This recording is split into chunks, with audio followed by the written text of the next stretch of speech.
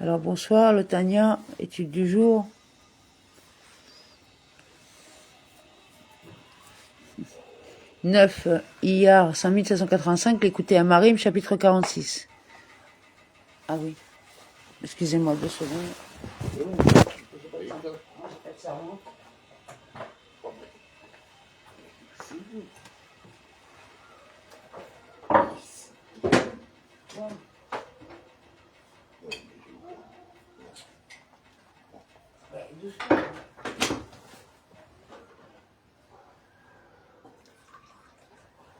Voilà, c'est un direct.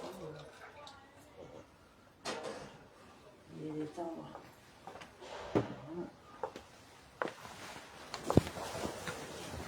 Bon, excusez-nous pour le décalage. On reprend. Alors, 9 Iyar 5785, l'écouter à Marim, chapitre 46. Le chapitre précédent a décrit une voie nouvelle pour accomplir la Torah et les commandements, l'Ishma. Elle consiste à mettre en œuvre l'attribut qui caractérise notre père Jacob, la compassion.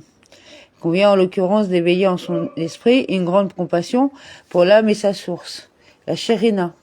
Ainsi accomplira-t-on la Torah et les mitzvot en vue de libérer ton âme et sa source divine de l'exil provoqué par les mauvaises pensées, paroles et actions dont on est responsable.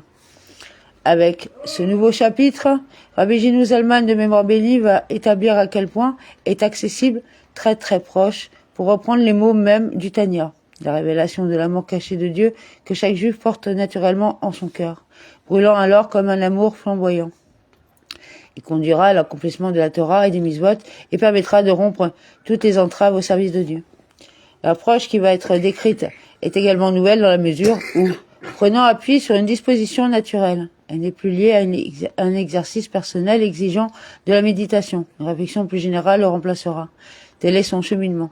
La nature humaine est ainsi faite que l'amour témoigné à autrui appelle un amour réciproque. A fortiori, en est-il ainsi quand un personnage important exprime son amour pour un individu insignifiant. L'amour éclos par réciprocité est alors d'autant plus grand. Dans le même esprit, encore que sans aucune commune mesure, l'amour illimité que Dieu a manifesté au peuple d'Israël en portant son choix sur lui parmi toutes les créatures, en le faisant sortir d'Égypte, en lui donnant la Torah et les mitzvot. Cet amour qui traverse les âges doit éveiller en retour chez les enfants d'Israël un immense amour pour lui. Et de même que Dieu a fait abstraction de tous les obstacles à la création par amour pour l'homme, comme expliqué longuement au chapitre 49. De même, doit-on faire abstraction des obstacles qui gênent le service du Créateur. Il y a un autre chemin droit, ouvert à l'homme, identique à chacun. Et la chose est très très proche et accessible. Pour éveiller, allumer la lumière de l'amour qui est implantée et dissimulée en son cœur. Cet amour existe dans le cœur de chaque juif à l'état latent.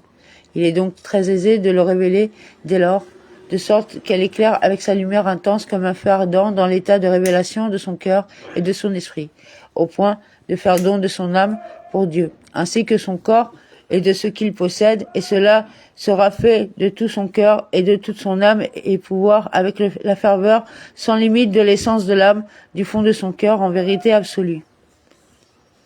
Et cet éveil est particulièrement propice au moment de la lecture du schéma et de la récitation de ses bénédictions, comme sera expliqué plus loin le lien entre le schéma avec ses bénédictions et la révélation de cet amour.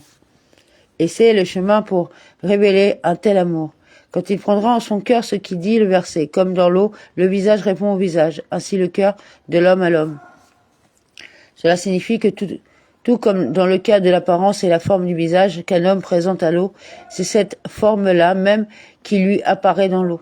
L'eau reflète le visage qui se présente à elle, non pas seulement sa forme superficielle, mais aussi les traits qui expriment les émotions profondes de l'âme comme la joie ou l'amertume. C'est exactement pareil dans le cas du cœur de l'homme qui est sincère dans son amour envers un autre. Cet amour qu'il porte à l'autre éveille aussi l'amour réciproque dans le cœur de son ami pour lui, de sorte qu'ils s'aiment fidèlement l'un à l'autre. Par cela, seul que le cœur nourrit un sentiment d'amour envers son prochain se trouve appelé, comme en reflet, un sentiment d'amour réciproque, en particulier quand il voit l'amour de son ami pour lui. Lorsque l'amour porté à l'autre ne demeure pas confiné dans le cœur, mais lui est manifesté ouvertement, il trouve a fortiori un écho. Il s'agit là d'une nature commune au caractère de tout homme, même si les deux individus sont de statut identique. Combien plus en est-il s'il s'agit d'un roi grand et puissant qui montre son amour, un amour grand et intense envers un homme vulgaire et méprisé. Bas parmi les hommes, une créature disgracieuse vautrée dans un tas d'immondices. Et le roi descend à lui du lieu de sa gloire ensemble avec tous ses princes, et le relève et le sort de son tas d'immondices, et l'introduit dans son palais, le palais du roi, et à l'intérieur même du palais, dans ses appartements privés, la chambre la plus intérieure, là où aucun serviteur ni prince n'entre, et il s'isole là, avec lui dans une unité et une proximité authentique, avec étreinte et embrassade, et un attachement de l'esprit avec l'esprit, avec tout son cœur et âme.